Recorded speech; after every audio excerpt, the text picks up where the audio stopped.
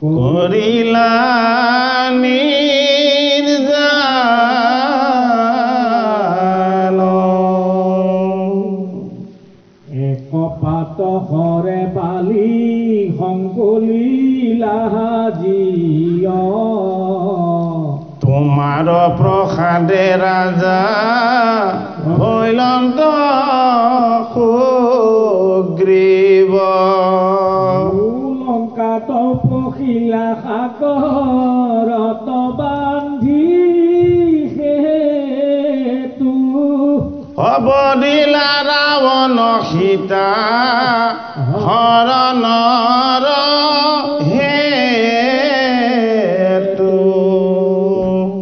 মাৰিলাও ৰণতই আনো ৰাক্ষসনে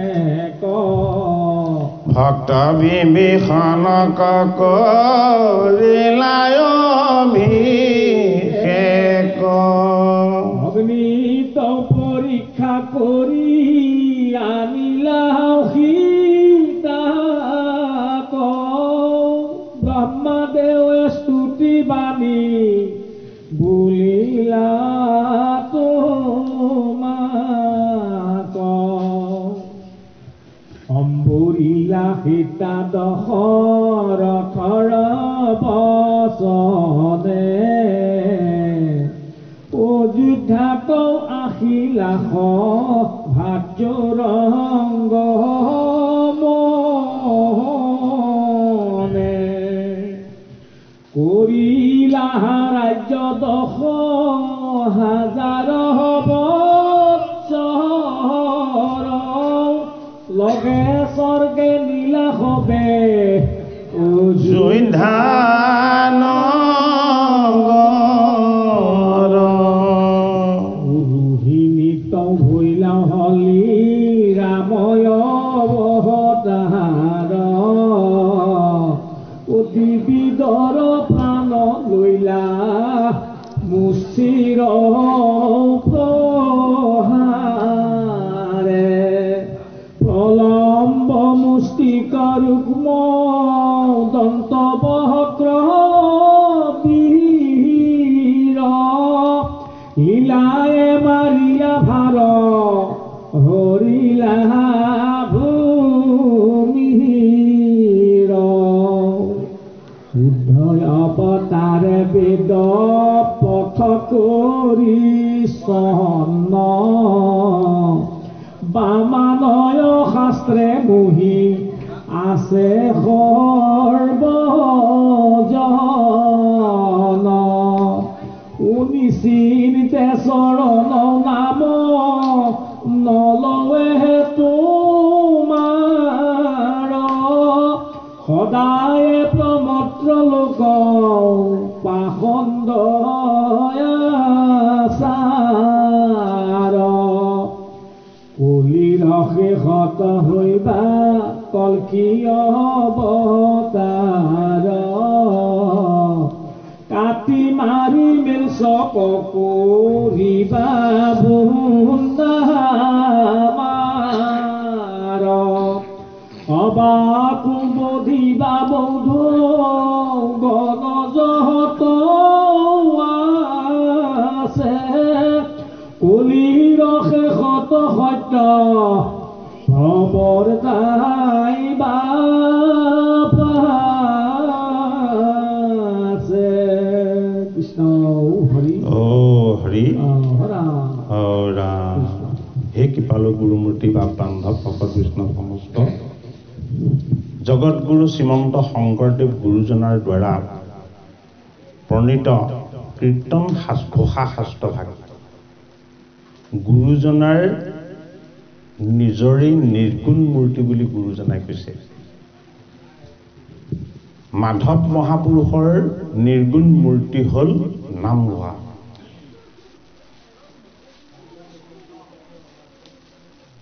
বেদৰ সাৰোদ্ধাৰ কৰি চাৰি বেদৰ তত্ত্বক মন্থন কৰি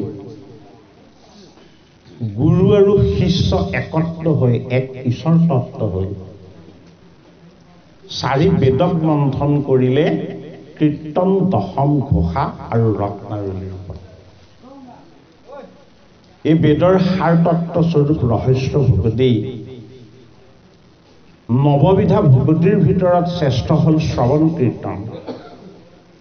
এই কীৰ্তন যদিও ভকতি, গুৰুজনাই এই ভকতিকো এক মূৰ্তিৰ ৰূপ দিব বিচাৰিছে।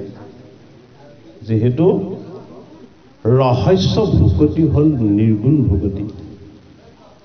এই নিৰ্গুণ ৰহস্য ভকতিক গুৰুজনাই এক মূৰ্তিৰ ৰূপ দি তেখেতে প্ৰণয়ন কৰিছে কীৰ্তন ঘোষা শাস্ত্ৰভাগ। ক্ৰী মানে দুগ্ধময় অমৃত, আৰু তন মানে নিগৰাই বোৱাই দিয়া। দুগ্ধময় অমৃতক নিগৰাই বোৱাই দিয়া কামটোক কীৰ্তন বুলি কোৱা হয়। কীৰ্তন ভক্তিত যিজন একনিষ্ঠ সেইজন হ'ল ভাগৱত বক্তা। সেইজনক সুখ বুলি কোৱা হৈছে ব্যাসনন্দন। অৰ্থাৎ বৈকুণ্ঠৰ কল্পতৰু ভাগৱত শাস্ত্ৰ জ্ঞান ভক্তি আৰু বৈৰাগ্যৰ পাৰস্বৰূপ গংগাৰ পাৰত পাণ্ডৱৰ নাতি পৰীক্ষিতক সপ্ত দিৱস বেকত কৰিলে সুখদেৱ গুৰু ভগৱানে। এই ভাগৱতৰ সাৰ তত্ত্বক সাৰোদ্ধাৰ কৰি জগতগুৰু শ্ৰীমন্ত শংকৰদেৱ গুৰুজনাই কীৰ্তন শাস্ত্ৰভাগ আমাক উপহাৰ দিছে, যাতে আমি এই শ্ৰৱণ কীৰ্তন ভকতিৰ পথত নিজকে আগুৱাই নিবৰ কাৰণে এই কীৰ্তন শাস্ত্ৰভাগৰ দ্বাৰা আমি ভগৱন্তৰ চৰণৰ আশীৰ্বাদৰ যাতে আমি ভাগ ল'ব পাৰোঁ। গুৰুজনাৰ এই শাস্ত্ৰভাগৰ প্ৰথম 4 অধ্যায় কীৰ্তন চতুৰ্বিংশতি অৱতাৰ নামেৰে নামকৰণ কৰা হৈছে। আৰু এই কীৰ্তন শাস্ত্ৰভাগ প্ৰথম কীৰ্তন ৰূপত শাস্ত্ৰ ৰূপত নাছিলে। গুৰুজনাই ইয়াক ভাগৱতৰ সাৰ ৰূপেৰে প্ৰহ্লাদ চৰিত্ৰ, ধ্ৰুৱ চৰিত্ৰ, গ্ৰজেন্দুপাখ্যান, এনেদৰে লীলামালা, শিশুলীলা, নাৰদৰ কৃষ্ণ দৰ্শন, এইদৰে নামকৰণ কৰি তেখেতে শাস্ত্ৰ প্ৰণয়ন কৰিছিলে। আৰু গুৰুজনাৰ এই সমস্ত শাস্ত্ৰৰ সমগ্ৰখিনিক একত্ৰ কৰি এক সংকলিত ৰূপত প্ৰণয়ন কৰিলে ৰামচৰণ ঠাকুৰ প্ৰভুজনাই। গতিকে আমি ৰামচৰণ ঠাকুৰ দেৱে সংকলন কৰি একত্ৰ কৰি দিয়া গুৰুজনাৰ এই নিৰ্গুণ মূৰ্তিৰ স্বৰূপ শাস্ত্ৰভাগক আমি কীৰ্তন ঘোষা শাস্ত্ৰ নামেৰে জানো। কীৰ্তন ঘোষা শাস্ত্ৰ আৰম্ভ হৈছে প্ৰথম চতুৰ্বিংশতি অৱতাৰ কথনেৰে সৈতে। কিয়নো চতুৰ্বিংশতি অৱতাৰ তত্ত্ব কথনেৰে সৈতে কীৰ্তন ঘোষা শাস্ত্ৰভাগ আৰম্ভ হৈছে।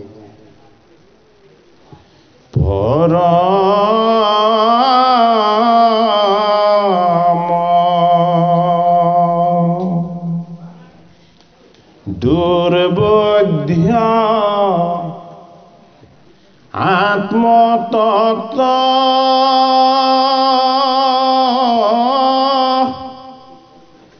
তাৰ জ্ঞানয়ৰ্থে হৰি যত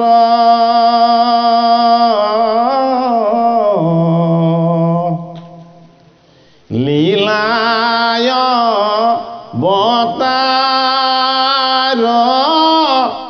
ধৰাতো মি কৃপা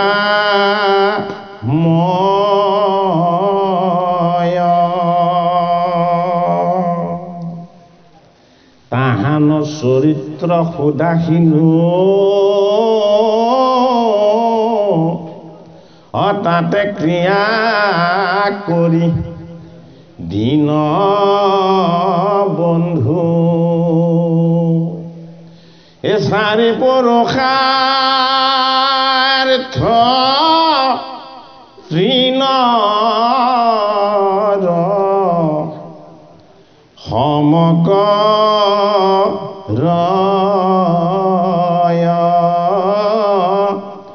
হে চাৰি পুৰুষাৰ্থ ঋণৰ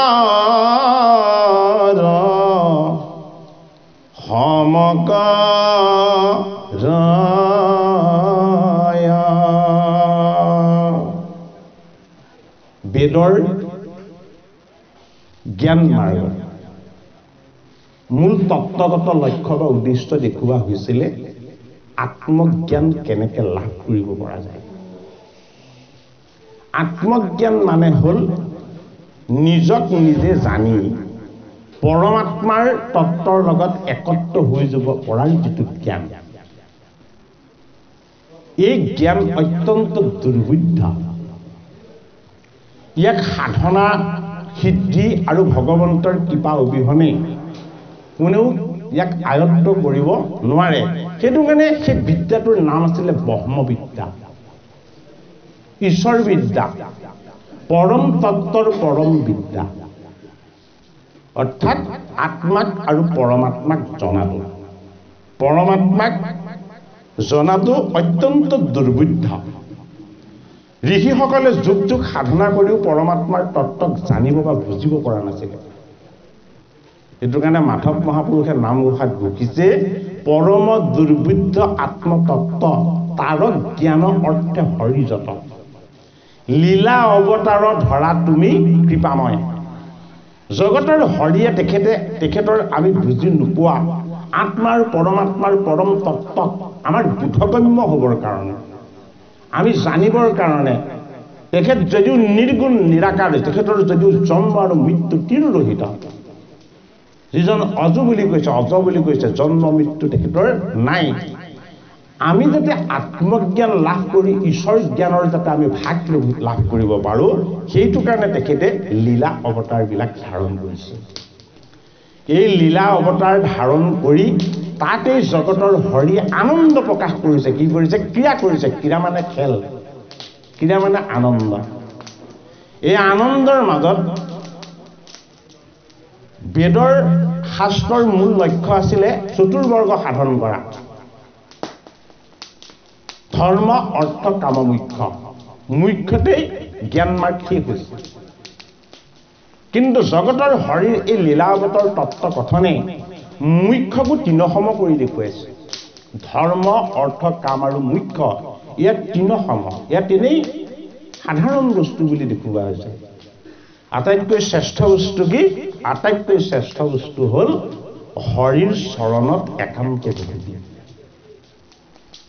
এয়া মুখ্য সাধনতকৈও শ্ৰেষ্ঠ।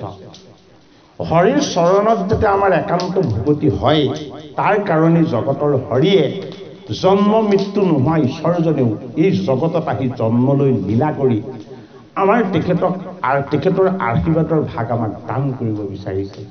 কীৰ্তন শাস্ত্ৰৰ প্ৰথম অধ্যায় কীৰ্তনৰ ঘোষা হৈছে জয় হৰি বুলি। জয় হৰি গোবিন্দ, নাৰায়ণৰ নাম কে হব, হৰি ৰাম ৰাম কে হব হৰি। তাত 10 বাৰ জগতৰ হৰিৰ নাম ঘোষণা কৰা হয়। জয় হৰি গোবিন্দ নাৰায়ণৰ ৰাম কে হব হৰি, ৰাম ৰাম কে হব হৰি। 10 জনা নাম তাত বেগত হৈছে। জয় হৰি বুলি ঘোষণা কৰিছে কীৰ্তন শাস্ত্ৰৰ প্ৰথম ঘোষা প্ৰকাশ। কিয় ঘোষণা কৰা হ'ল জয় হৰি বুলি? গংগাৰ পাৰলৈ ব্যাসনন্দন শুকদেৱ যেতিয়া গুৰুৰ আসনত উপবিষ্ট হ'বৰ কাৰণে যাত্ৰা কৰিছিলে, তেতিয়া সহস্ৰ ঋষিয়ে 60,000 ঋষিয়ে উলম্ব হৈ কেৱল ঘোষণা কৰিছিলে হৰি হৰি বুলি।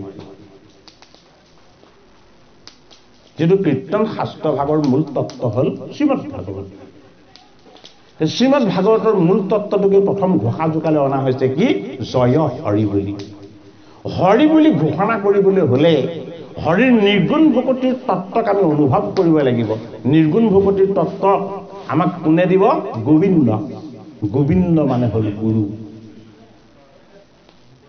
বোলে গুৰু কি বোলে গুৰুৱে তোমাক জীৱনৰ সমস্ত ভয় ভীতি আৰু সংশয়ৰ পৰা তোমাক মুক্ত কৰিব সেইটো কাৰণে গুৰুৰ তত্ত্বটো কি গুৰুৰ তত্ত্ব গুণময় নহয় গুৰুৰ তত্ত্ব হ'ল নিৰ্গুণ সেইটো কাৰণে জয় হৰি গোবিন্দ নাৰায়ণ নাৰায়ণ শব্দৰ তত্ত্বগত অৰ্থ নিৰ্গুণ এই নিৰ্গুণ ঈশ্বৰ তত্ত্ব জগতৰ হৰিয়ে কি কৰাব বিচাৰিছে যে গুৰুসকলে এই তত্ত্বক নাজানে এই তত্ত্বক কোনে জানে গুৰুৰ পূজনীয় ঈশ্বৰ বা ভগৱান যিজন হ'ল গুৰুৰ মহাগুৰু সেইটো কাৰণে গুৰুৰ মহাগুৰুজনক কোৱা হয় কি বুলি কেশৱ বুলি জয় হৰি গোবিন্দ নাৰায়ণৰ ৰাম কেশৱ কেশৱৰ তত্ত্বটো কি হৰি হৰি গুণৰ পৰা মুক্ত কৰি দিব পৰা নিৰ্গুণত জীৱক স্থিত কৰি দিব পৰা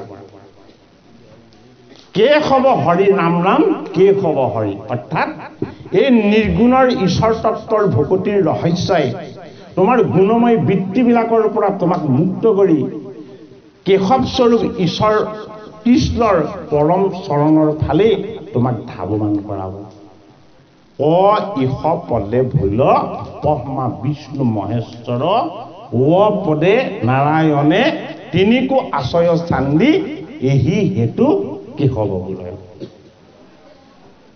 কীৰ্তন শাস্ত্ৰৰ প্ৰথম জোকা ঘোষাত চাৰিটা বস্তুৰ একেলগে সমাহাৰ ঘটিছে গুৰু দেৱ নাম আৰু ভকত এই চাৰিটা বস্তুৰ একেলগে সমাহাৰ ঘটিছে প্ৰথম ঘোষা জোকাতে আৰু পদ আৰম্ভ হৈছে কি বুলি প্ৰথমে প্ৰণামো ব্ৰহ্ম ৰূপী সনাতন এই ব্ৰহ্মৰূপটো কি বস্তু জগতৰ হৰিৰ যিটো তত্ত্ব এই তত্ত্বটোক কোৱা হয় ব্ৰহ্ম বুলি হৰিৰ তত্ত্ব ব্ৰহ্মৰ চাৰিটা তত্ত্বত বিভক্ত প্ৰথম অভয় ব্ৰহ্ম কোন অভয় ব্ৰহ্ম হ'ল গুৰু এই অভয় ব্ৰহ্ম গুৰুৱে আমাক কি দিব আমাক পৰিচয় কৰাই দিব কাৰ লগত যিজনক ভজিলে জীৱনৰ ভয় ভীতি কেতিয়াও নাথাকে সেইজন হ'ল দেৱ দেৱ কি দেৱ হ'ল পূৰ্ণ ব্ৰহ্ম গুৰু হ'ল অভয় ব্ৰহ্ম দেৱ হ'ল পূৰ্ণ ব্ৰহ্ম কোন পূৰ্ণ ব্ৰহ্ম হ'ল দৈৱকী নন্দন কৃষ্ণ এই দৈৱকী নন্দন কৃষ্ণই যদিও এই ধৰাধামত ভাগৱতৰ দশম স্কন্ধত যদিও তেখেতে অৱতাৰ লৈ দেখাইছে এই কৃষ্ণই গীতাৰ জ্ঞান যুগত মধ্যম পাণ্ডৱ অৰ্জুনক কৈছে যে মোৰ জন্ম মৃত্যু নাই অজু অপিচনবদ্বয় আত্মা মই হলো আত্মা মই হলো পৰমাত্মা মোৰ কোনো জন্ম মৃত্যু নাই এইটো কাৰণে এই জন্ম মৃত্যু ৰহিত ঈশ্বৰজনক যদি তুমি কেনেবাকৈ স্পৰ্শ কৰিব বিচাৰিছা প্ৰত্যক্ষভাৱে স্পৰ্শ কৰিব নোৱাৰা জগতৰ হৰিক তুমি স্পৰ্শ কৰিব পাৰিবা কিহেৰে পৰোক্ষভাৱে এইটো কাৰণে কিহেৰে যে তেওঁৰ ৰূপেৰে তোমাৰ স্মৰণ হ'ব কিন্তু তেওঁৰ ৰূপটো মায়া যদি তেওঁক তুমি স্পৰ্শ কৰিব বিচাৰা তেতিয়াহ'লে তেওঁৰ নিৰ্গুণ বস্তুৰ তত্ত্বৰ আশ্ৰয় ল'ব লাগিব দেৱৰ তত্ত্বটো ক'ত লুকাই আছে দেৱৰ তত্ত্বটো লুকাই আছে তেওঁৰ নামত নাম কি নাম হ'ল অক্ষৰ ব্ৰহ্ম অবিনাশী ব্ৰহ্ম সনাতন ব্ৰহ্ম সেইটো কাৰণে কি প্ৰথমে প্ৰণামো ব্ৰহ্ম ৰূপী সনাতন এই ব্ৰহ্মৰূপী সনাতন তত্ত্বটো হ'ল ভগৱন্তৰ নাম বস্তু এই তিনিটা তত্ত্ব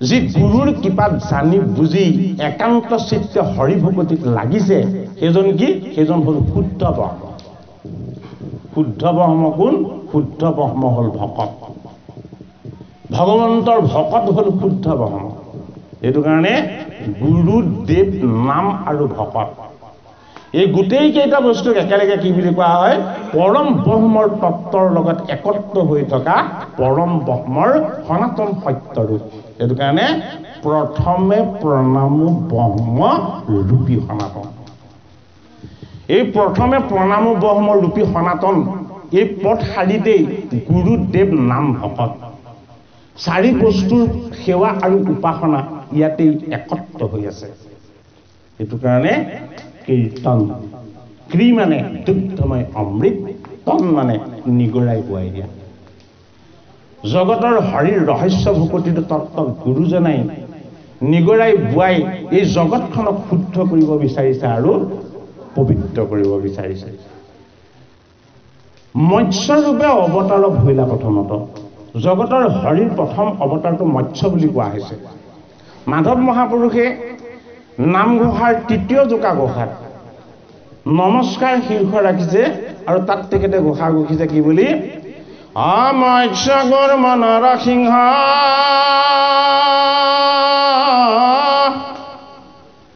বামন পৰশুৰাম অহলিৰাম বৰাহ শ্ৰীৰাম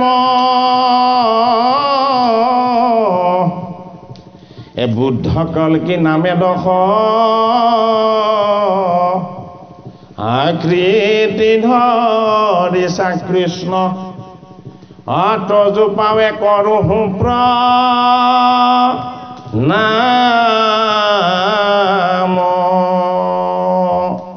তৃতীয় জোকা ঘোষাৰ নমস্কাৰ শীৰ্ষৰ মৎস্যৰে আৰম্ভ হৈছে ঘোষাজোকা আৰু কীৰ্তন শাস্ত্ৰৰ প্ৰথম পদ আৰম্ভ হৈছে অৱতাৰ তত্ত্বত মৎস্যৰূপে অৱতাৰ ভৈলা প্ৰথমত। মৎস্য জগতৰ হৰিৰ কি এক অৱতাৰ। এই অৱতাৰৰ দ্বাৰা জগতৰ হৰিয়ে কাক কি কৰিছিলে? জগতৰ হৰিয়ে এই অৱতাৰ দৰ্শন কৰাইছিলে সত্যব্ৰত ৰাজাক। সত্যব্ৰত ৰাজাক জগতৰ হৰিয়ে হৰিৰ মায়াৰ পৰা মুক্ত কৰিবৰ কাৰণে কি কৰিছিলে? মৎস্যৰূপেৰে অৱতাৰ লৈ তেওঁ দৰ্শন দিছিলে। আৰু এই জগতৰ হৰিয়ে সজ্ঞীৱে যেতিয়া বেদবিলাকক হৰণ কৰি যেতিয়া সমুদ্ৰৰ তলিত যেতিয়া নি পেলাই লুকুৱাই ৰাখিছিলে তেতিয়া কি কৰিছিলে? জগতৰ হৰিয়ে আকৌ হৰি অৱতাৰ লৈ সজ্ঞীৱক বধ কৰি কি কৰিছিলে? এই বেদক উদ্ধাৰ কৰি আনিছিলে। আনি কি কৰিছিলে? ব্ৰহ্মাদেৱক দান কৰিছিলে। গতিকে মৎস্য অৱতাৰৰ তত্ত্ব কথাটো আমি জানিব লাগিব। সত্যব্ৰত ৰাজাই যেতিয়া কৃতমাল্য নামৰ নদীৰ পৰা এচলু জল আনিছিলে, এই জলত এটি চিত্ৰ দেখিছিলে, এটি কীট দেখিছিলে। এটি কি দিছিলে? দেখিছিলে মাছৰ পোৱালি দেখিছিলে। এই মাছৰ পোৱালিটো নি তেওঁ কি কৰিছিলে? কমণ্ডলত ৰাখিছিলে। আৰু পাছদিনাখন দেখিছে কমণ্ডলতো তাত নধৰা হ'ল মাছটো। আৰু কমণ্ডলটোৰ পৰা নি কি কৰিলে? এটা ডাঙৰ পাত্ৰত থলে। সেই পাত্ৰটোতো নধৰা হ'ল। মাইকটো দিগদাৰ হৈ আছে।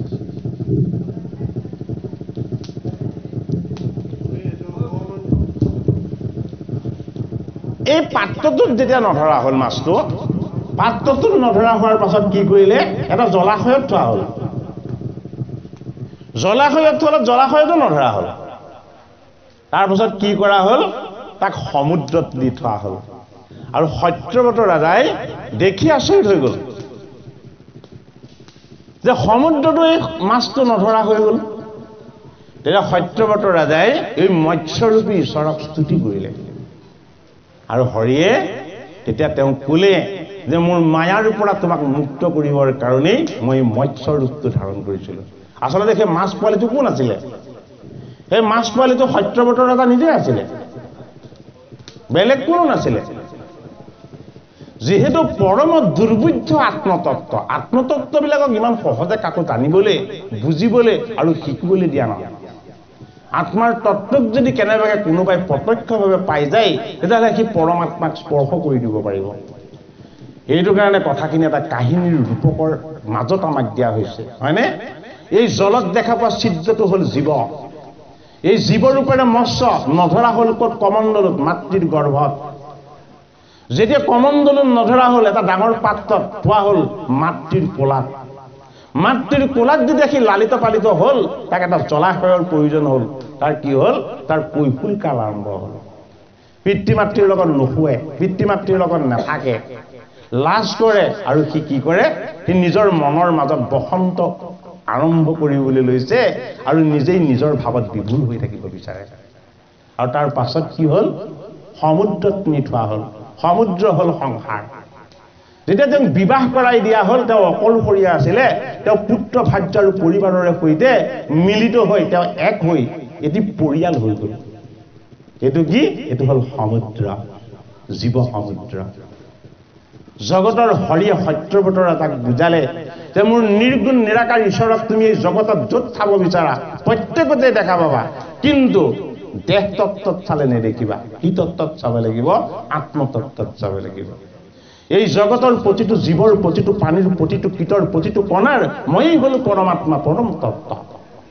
যিদৰে সমুদ্ৰ জলেৰে ভৰি আছে, এই জগততো মোৰ আত্মাৰ পৰম তত্ত্বৰে সৈতে ভৰপূৰ হৈ আছে। গতিকে এই সত্যবদ্ধতা, এই সংসাৰৰূপী সমুদ্ৰখনেই হলো মই। মোৰ মাজতেই তুমিও বিৰাজমান হৈ আছা, তুমি অনুভৱ কৰা। মৎস্যৰূপে অৱতাৰ ভৈলা প্ৰথমত। জগতৰ হৰি নিৰ্গুণ তত্ত্বৰ পৰা গুণৰ তত্ত্বলৈ আহিছে কি হৈ? জীৱ হৈ। জীৱই হ'ল মৎস্য। এইটো কাৰণে এই মৎস্য কি? এই মৎস্য হ'ল চঞ্চল। জীৱ হোৱাৰ লগে লগে সি চঞ্চল হয়। তাৰ কিছুমান নিৰ্দিষ্ট বিশিষ্ট গুণ আহে, যিবিলাক গুণৰ প্ৰভাৱত পৰি সি তাৰ কাৰ্য সম্পাদন কৰে। সিংহ হিংসুক হ'ব, হৰিণাবিলাক চঞ্চল হ'ব, মৎস্যবিলাক অত্যন্ত ভয়াতুৰ হ'ব। এয়া প্ৰাণীৰ বৈশিষ্ট্য, জীৱৰ বৈশিষ্ট্য। এই জীৱবিলাকৰ মাজতে ঈশ্বৰ কৃষ্ণ শিৱনো কেনেদৰে প্ৰকাশিত হৈ আছে, তাক অনুভৱ কৰিবলৈ হ'লে জীৱৰ লগত লাগিব সংযম। সেইটো কাৰণে মাধৱ মহাপুৰুষে কি বুলি কৈছে? মৎস্য কুৰ্ম। আমি জীৱ হৈ যদিও জন্ম ললো, এই জীৱৰ ঈশ্বৰ তত্ত্বৰ অনুভৱ যদি আমি কৰিবলৈ হয়, তেতিয়াহ'লে আমাক আত্মসংযম লাগিব। আত্মসংযম নোহোৱালৈকে কেতিয়াও ঈশ্বৰ অনুভৱ নহয়। আজি ইমান ভকত বৈষ্ণৱ আহিছে, ঠাণ্ডা বুলি কিবা বুলি উজুহাত দেখুৱাই সকলো আকৌ নিজৰ ঘৰলৈ ঘূৰি গৈছে। কিন্তু খনিকৰ পুথিৰ নামভাগ পাব জানো বাৰু? কেতিয়াও নাপায়। কিয় থাকিব পৰা নাই? ইয়াত থাকিব নোৱাৰাৰ কাৰণ কি?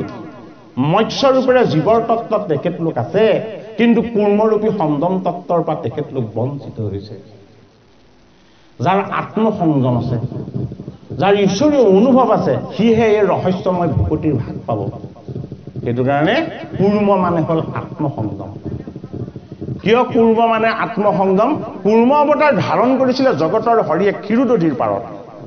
ক্ষীৰোদৰ পাৰত ধৰিছিলে। কেতিয়া ধৰিছিলে? যেতিয়া মন্দৰ পৰ্বতটো তললৈ সোমাই গৈছিলে, দেৱতা আৰু অসুৰ যেতিয়া হতাশগ্ৰস্ত হৈছিলে অমৃত মন্থন কৰিব নোৱাৰিম বুলি, আৰু তেতিয়া জগতৰ হৰিয়ে নিজেই কুৰ্ম ৰূপ ধাৰণ কৰিছিলে। কুৰ্ম এক তত্ত্ব। কুৰ্ম মানে কি? কুৰ্ম মানে হ'ল আত্মসংযম। কুৰ্মই পদকেইটা কি কৰে? কুৰ্মই চাৰি পদ সদায় গাৰ ফালে টানি ৰাখে। মুখখন কি কৰে? সদায় ভিতৰৰ ফালে সুমুৱাই ৰাখে। আৰু কুৰ্মই কণী ক'ত পাৰে? কুৰ্মই কণী পাৰে বালিত। উমনি ক'ৰ পৰা দিয়ে? উমনি দিয়ে জলৰ পৰা। কিহেৰে দিয়ে?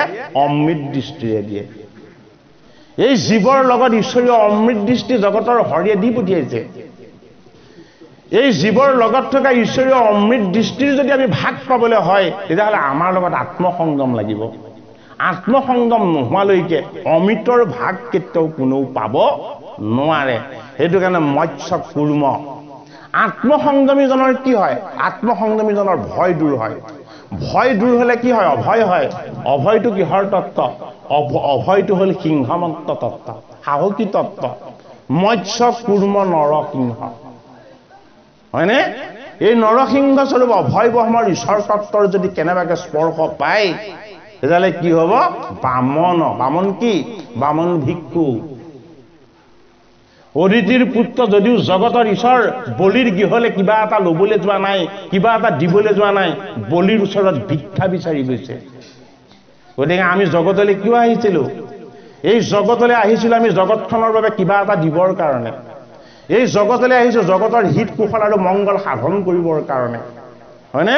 যদি বল বীৰ্যৰ বলিৰাই হৈ আমি যদি আসুৰী বৃত্তিবিলাকক বৰণ কৰি ঈশ্বৰীয় দৃষ্টিভংগীৰ যদি আমি গৰাকী হ'ব নোৱাৰোঁ, তেতিয়াহ'লে কি হ'ব?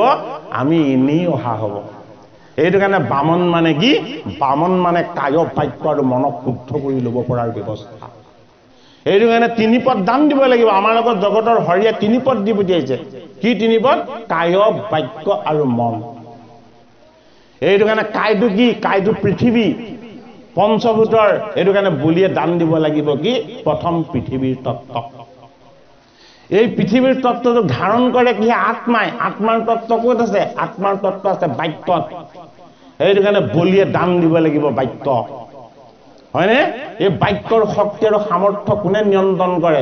মনে নিয়ন্ত্ৰণ কৰে। এই মনেই হ'ল কি? এই মনেই হ'ল স্বৰ্গ। মনক সদায় সুখ লাগে, মনক সদায় খন্তেকীয়া সুখ লাগে। এই খন্তেকীয়া সুখটোক দান দিব নোৱাৰালৈকে বলিৰ কেতিয়াও পুতল যাত্ৰা নহ'ব। এইটো কাৰণে বামন স্বৰূপ ঈশ্বৰৰ নাম স্মৰণ কৰিলে আমি যদিও বলবীৰ্যৰ আসুৰবৃত্তি স্বৰূপ বলিদায় হ'ব পাৰোঁ, তথাপিতো জগতৰ হৰিক যদি আমি কায় বাক্য মন অৰ্পণ কৰি আমি যদি হৰিৰ চৰণ সেৱাৰ পাত্ৰ হ'ব পাৰোঁ, হয়নে? মৎস্য কুৰ্ম নৰসিংহ বামন পৰশুৰাম। পৰশুৰাম জগতৰ হৰি বিষ্ণু অৱতাৰ। কাৰ পুত্ৰ? যমদগ্নিৰ পুত্ৰ। কাৰ নাতি? ঋষিৰ নাতি হয়। ভাগৱতৰ নৱম স্কন্ধত পৰশুৰামৰ অৱতাৰ তত্ত্বৰ কথনৰ কথাখিনি আছে। এই পৰশুৰামৰ তত্ত্বতে আমাক কি কৰিব বিচাৰে? আমাৰ মনৰ সংশয়বিলাক ছেদন কৰিব বিচাৰে। পৰশুৰামৰ এটা নাম হ'ল ভাৰ্গৱ। এই ভাৰ্গৱ পৰাজয় হৈছিলে কাৰ ওচৰত? বৈষ্ণৱ ভীষ্মৰ ওচৰত। এখন নাটকেই আছে ভাৰ্গৱ পৰাজয় বুলি, হয়নে বাৰু? এই জগতত কোনোদিন কেতিয়াও বৈষ্ণৱৰ পৰাজয় নহয়। কিয় বৈষ্ণৱৰ পৰাজয় নহয়? বৈষ্ণৱৰ ভকতি বিষ্ণু। যি বিষ্ণুক ভক্তি কৰে তাৰ কেতিয়াও পৰাজয় হ'ব নোৱাৰে। বোলে কি? তেওঁ যিজনক উপাসনা কৰে সেইজন সদায় জয় জয়কাৰ। এইটো কাৰণে বিষ্ণুৰ অৱতাৰ হৈও ভাৰ্গৱে, পৰশুৰাম প্ৰভুৱে তেওঁৰ এই শিষ্য ভীষ্মৰ ওচৰত পৰাজয় স্বীকাৰ কৰি দেখুৱাইছে। ইয়াৰ দ্বাৰা আমাক শিকাব বিচাৰিছে, যদি তুমি ভগৱন্ত বিষ্ণুৰ চৰণত একান্ত চিত্তে শৰণাপন্ন হৈ যদি তুমি ভগৱন্ত বিষ্ণুক ভজিব পাৰিছা, তেতিয়াহ'লে তোমাৰ জীৱনত কেতিয়াও স্খলন আহিব নোৱাৰে, তোমাৰ জীৱনত কেতিয়াও পৰাজয় আহিব নোৱাৰে। কি হ'ল? গুৰুজনে নিজেই পৰাজিত হৈ দেখুৱালে, শিষ্যক পৰাভৱ হ'বলৈ কেতিয়াও নিদিলে। সেইটো কাৰণে পৰশুৰামৰ তত্ত্বই আমাৰ মনৰ সংশয় দূৰ কৰিব লাগিব। মনৰ সংশয় কেতিয়া উৎপত্তি হয়? মনৰ সংশয় উৎপত্তি হয় যেতিয়া আমাৰ পোৱা আৰু নোপোৱাৰ, জয় আৰু পৰাজয়ৰ, লাভ আৰু লোকচানৰ এই হিচাপ নিকাচবিলাক যেতিয়া আমাৰ মনলৈ আহে, তেতিয়াই আমাৰ মনত সংশয় উদয় হয়। এই মনৰ সংশয়বিলাক যদি আমি দূৰ কৰিবলৈ হয়, আমি গুৰুৰ চৰণ ভজিব লাগিব। গুৰুক গোবিন্দ জ্ঞান কৰি গুৰুৰ চৰণৰ সেৱাৰ আশীৰ্বাদেৰে সৈতে আমি জীৱনটোক আগুৱাই নিবলৈ যত্ন কৰিব লাগিব। এতিয়া কি হ'ব? আমাৰ মনৰ সংশয় আৰু কেতিয়াও নাথাকিব। জগতৰ হৰিৰ পৰম দুৰ্বোধ্য আত্মতত্ত্ব নামঘোষা শাস্ত্ৰভাগৰ তৃতীয় জোকা ঘোষাৰূপেৰে ঘোষিছে আৰু চতুৰ্বিংশতি অৱতাৰ তত্ত্বত জগতৰ হৰিয়ে লীলা কৰি আমাক ঈশ্বৰীয় জ্ঞান দান কৰিব বিচাৰিছে। ঠিক আছে, 20 মিনিট হ'ল। এতিয়া আকৌ একাধ্যায় কীৰ্তন পাঠ হওক, আকৌ পাছত আমি সেই অধ্যায় কীৰ্তনৰ ব্যাখ্যা আৰম্ভ কৰিম। কৃষ্ণ।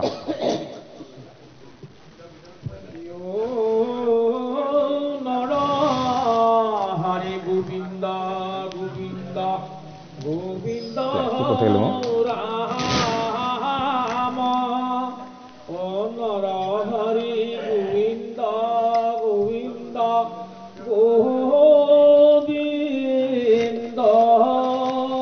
রাম কৃষ্ণ। ভুবনত কুমারে অবতারে তুমি হরি, পুরিলা দুষ্কর ব্রহ্ম সহ্যব্রত ধরি। পৃথু রাজা তোমাত বুধিলা মহাজ্ঞান, সমস্ত তত্ত্বক তুমি করিলা ব্যাখ্যান। হইলা নারদ ঋষি নামে অবতার, পঞ্চরাত্র নামে তন্ত্র করিলা প্রসার। যাক আচরিলে মহামুখ্য পদ পাই, হরির কীর্তন কৰি পুৰা বিনা বাই। হইলাও আৰু অৱতাৰ নৰ নাৰায়ণ, কৰিলা দুষ্কৰ তপ চিত্তৰ শোধন।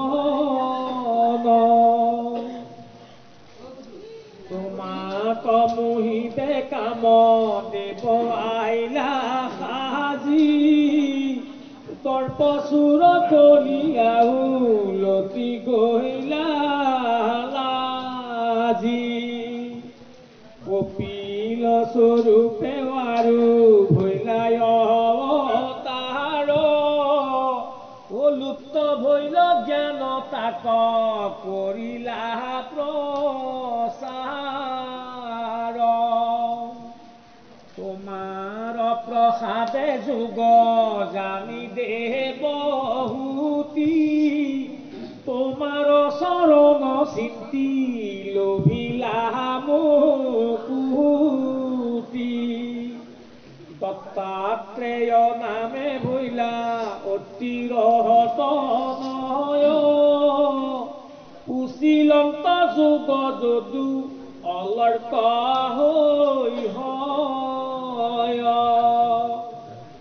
তিনিও ৰাজাত কৈলা যুগৰ যুগুতি তোমাৰ প্ৰসাদে পাইলা পৰম মুকুতি যজ্ঞ অৱতাৰে ভৈলা দেৱতাৰ ৰাই ৰাম নামে দেৱগণ লগত সহায় স্বয়ম্ভুৱ মনুৰ দিনত তুমি হৰি ইটো ত্ৰিজগত আছিলা ৰক্ষা কৰি পুত্ৰ ভৈলা নাভিৰৰি সভৌ নামে তুমি জৰ যোগ শয্যা কৰি পৰ্যটিলা ভূমি পৰম জ্ঞানৰ পথ দেখাইলা আপুনি পৰম পদক পাৱে যাক জানি শুনি অৰাজক ভৈলা নষ্ট হৈ সবে প্ৰজা দেখি তুমি ভৈলা পিঠু নামে আদি ৰাজা পৃথিৱীক ধৰিয়া দুহিলা সৰ্বৰস জগতত ব্যাপিলে তোমাৰ মহাযশ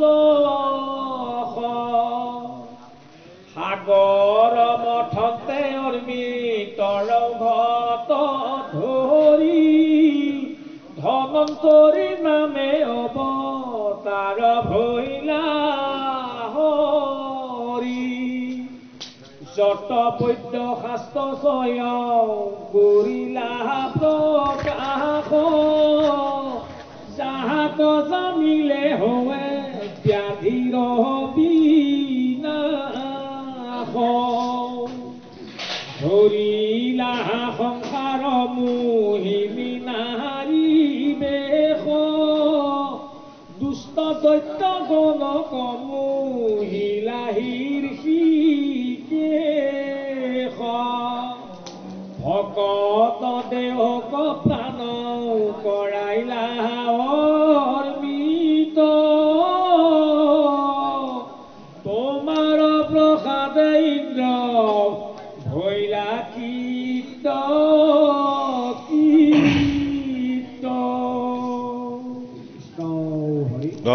হৰি ৰাম কৃষ্ণ কীৰ্তন শাস্ত্ৰৰ তৃতীয় অধ্যায় কীৰ্তনত বিশেষকৈ কেইবাজনা অৱতাৰ তত্ত্বৰ কথা বিকৃত কৰিছে প্ৰথম কৰিছে কি যে অতি দুষ্কৰ ব্ৰহ্মচৰ্য ব্ৰত পালন কৰি এই জগতত হৰিভকতিৰ পন্থা দেখুৱাইছিলে কোনে সত্য চাৰি সিদ্ধৰ সনত কুমাৰ নামৰ যিজন সিদ্ধ সনত কুমাৰে সনত কুমাৰৰ কথানো কিয় অনা হৈছে যে 12 জন বৈষ্ণৱৰ এজন বৈষ্ণৱ হল কুমৰ এই কুমৰেই হল কোন এই কুমৰেই হল সনত কুমাৰ কিন্তু সনত কুমাৰ একত্ৰ হৈ আছে 4 জনৰ লগত।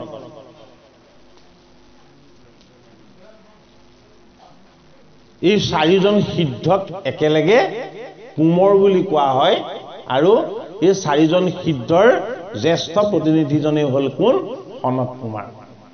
সনক, সনন্দ, সনাতন আৰু সনত কুমাৰ। এই 4 জন সিদ্ধক একেলগে কুমৰ বুলি কোৱা হয়। এইটো কাৰণে 12 বৈষ্ণৱৰ তত্ত্বৰ এজন বৈষ্ণৱ, এই 4 জন সিদ্ধ একেলগে, সেইটো কাৰণে কুমৰ বুলি কোৱা হয়। এই বৈষ্ণৱৰ অৱতাৰটো যে জগতৰ হৰিৰ অৱতাৰ, আমাক সেইটো কীৰ্তন শাস্ত্ৰৰ যোগেদি শিকাব বিচৰা হৈছে। অৰ্থাৎ বিষ্ণু বৈষ্ণৱত নাহি কিছু ভেদ।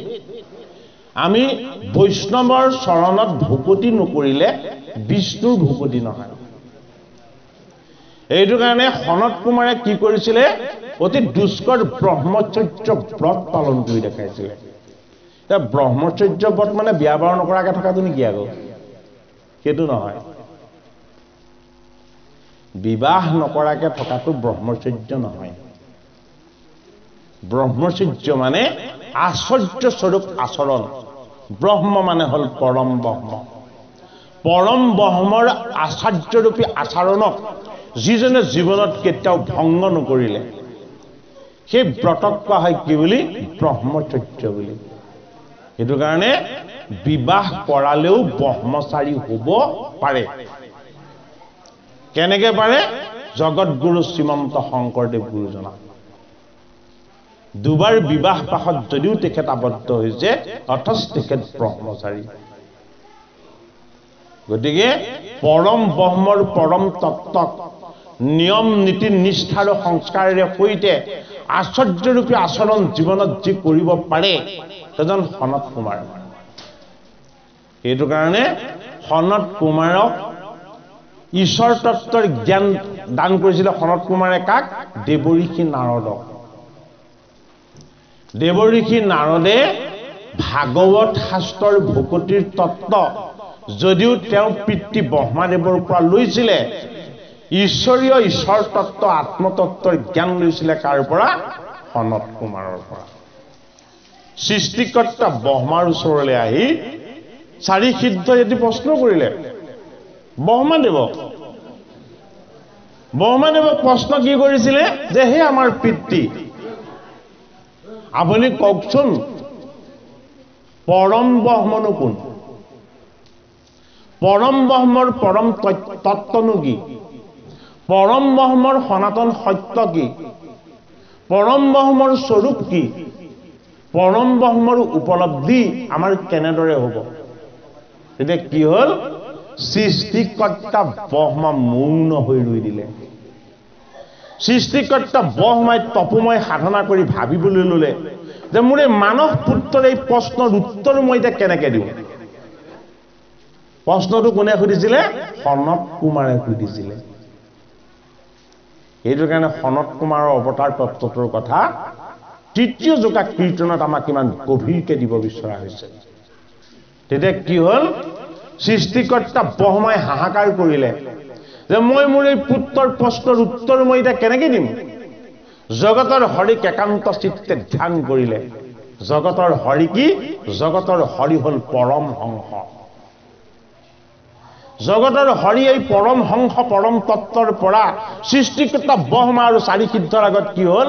ৰাজহংস ৰূপত নামিলে। ৰাজহংস ৰূপত নামি সৃষ্টিকৰ্তা ব্ৰহ্মাক ক'লে যে হে মোৰ ভক্ত, তুমি কোনো চিন্তা নকৰিবা। বোলে কি? এই তোমাৰ পুত্ৰ সনত কুমাৰে যে তোমাক সুধিছে পৰম ব্ৰহ্ম কি, পৰম ব্ৰহ্মৰ স্বৰূপ কি, পৰম ব্ৰহ্মৰ তত্ত্ব কি, পৰম ব্ৰহ্মৰ স্পৰ্শ কেনেদৰে লাভ কৰিব পৰা যাব, এই জ্ঞান মই তোমাক দিয়া নাই আৰু সেইটো কাৰণে তুমি পোৱা নাই। এই অখণ্ডিত ঈশ্বৰ জ্ঞানৰ ভাগ মই আজিলৈকে কাকো দিয়া নাই। তেতিয়া কি হ'ল? মই এটি দিব্য ৰাজহংসৰ ৰূপ লৈ মই তোমালোকক এতিয়া এই পৰম ব্ৰহ্মৰ পৰম তত্ত্ব জ্ঞান দান কৰিম। কোনে পালে? সৃষ্টিকৰ্তা ব্ৰহ্মা আৰু বৈষ্ণৱ সনত কুমাৰে পালে। আৰু সনত কুমাৰে এই পৰম ব্ৰহ্মৰ পৰম তত্ত্ব জ্ঞান দেৱঋষি নাৰদক দান কৰিলে। সেইটো কাৰণে পৰম হংস হল পৰমাত্মা, ৰাজহংস হল পৰমাত্মাৰ তত্ত্ব, অংশ তত্ত্ব। সেইটো কাৰণে জগতৰ হৰিৰ গভীৰ আত্মতত্ত্বক কোৱা হয় ৰাজহংস বুলি। সেইটো কাৰণে ৰাজহংস স্বৰূপ জীৱক জড় বন্ধনৰ পৰা মুক্ত কৰি ঈশ্বৰ তত্ত্বৰ অখণ্ডিত আনন্দৰ ভাগ যি দিব বিচাৰে বা দিব পাৰে, সেই তত্ত্বক কোৱা হয় ৰাজহংস বুলি। ৰাজহংস মানে কি? ৰাজহংস মানে হল পৰমাত্মা। যেতিয়ালৈকে আমাৰ ভকতিৰ দ্বাৰা, ঈশ্বৰৰ স্বৰূপ উপলব্ধিৰ দ্বাৰা আমি ৰাজহংসৰূপী পৰম তত্ত্ব, পৰম ঈশ্বৰক আমি যেতিয়ালৈকে অনুভৱ কৰিব নোৱাৰিম, তেতিয়ালৈকে আমাৰ কেতিয়াও অজ্ঞান আৰু অবিদ্যা দূৰ নহ'ব। সেইটো কাৰণে সনত কুমাৰে ব্ৰহ্মচৰ্য ব্ৰত পালন কৰি জগতৰ হৰিৰ যি মুখ্য পদ, এই মুখ্য পদ কেনেকে সাধন কৰিব পৰা যায় সেই তত্ত্ব কথা বিগত কৰিলে। বাপজনা তাৰ পাছৰ পদজোকা আকৌ অকণমান গাই দিওঁ।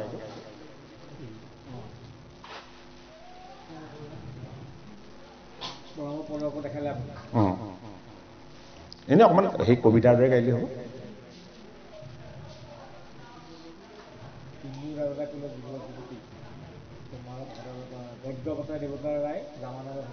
তাৰ আগত থাকি গৈছে, তাৰ আগত থাকি গৈছে।